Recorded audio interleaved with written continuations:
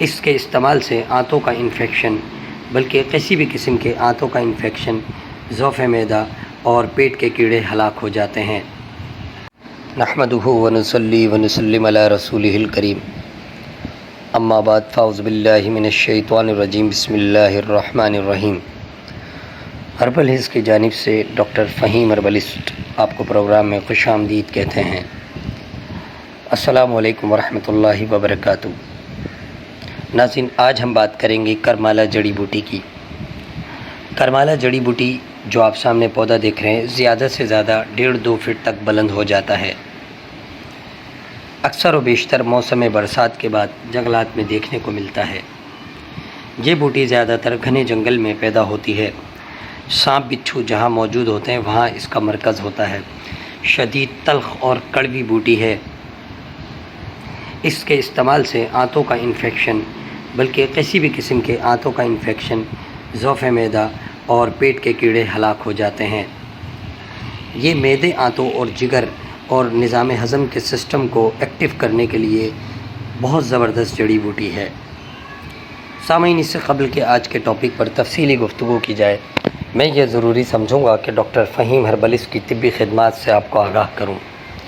آپ سوراب گوٹ JDC office کے سامنے ہربل ہلز کلینک کرتے ہیں۔ دبئی، کویت، جدہ میں بھی کلینک کرتے ہیں۔ اس کے علاوہ آپ مارننگ شو کرتے ہیں K21 اور GTV پر۔ آرٹیفیشل انٹیلیجنس کے ذریعے ساری دنیا میں ادویات کی ترسیل کی جاتی ہے۔ یہ تھا مختصر تعارف ڈاکٹر فہیم ہربلسٹ کا۔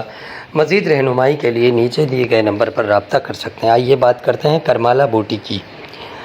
اس جڑی بوٹی کے پتے، چھال اور اس کی جڑ ہر ایک جزو تلخ ہوتا ہے۔ یہ برہم ڈنڈی سے بھی زیادہ کڑوی جڑی بوٹی ہوتی ہے اور اس کے اثرات معدے پر بہت زیادہ ہوتے ہیں۔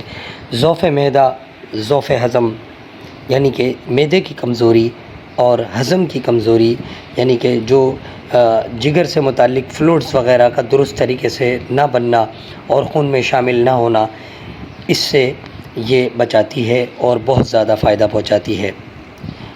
پیٹ کے کیڑے، کیچوے اور چرنوں میں یہ بہت زیادہ فائدہ کرتی ہے۔ ایسی صورتحال میں اس کے پتوں کو باریک پیس کر 3 ماشہ پانی میں گھوٹ چھان کر پہلے تھوڑا سا گڑ کھلا دیتے ہیں یا چٹا دیتے ہیں چھوٹے بچے یا بڑے دونوں کو، اور اس کے بعد 3 ماشہ کا اس کا جوشاندہ یا خیساندہ تیار کر کے پلا دیتے ہیں، جس سے صبح کے وقت مکمل کیڑے خارج ہو جاتے ہیں۔ اس کے علاوہ احتباس حیض اور عسرت تمس میں بھی بہت زیادہ مفید ہے، یعنی کہ حیض کا پھنس کر رک کر آنا یا بالکل بند ہو جانا۔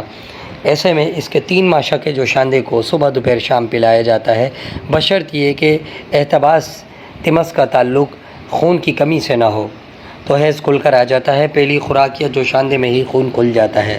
مرگی، درد سر، راشا، فالج، لقوہ وغیرہ کے لیے بھی یہ دوا نہایت مفید ہے۔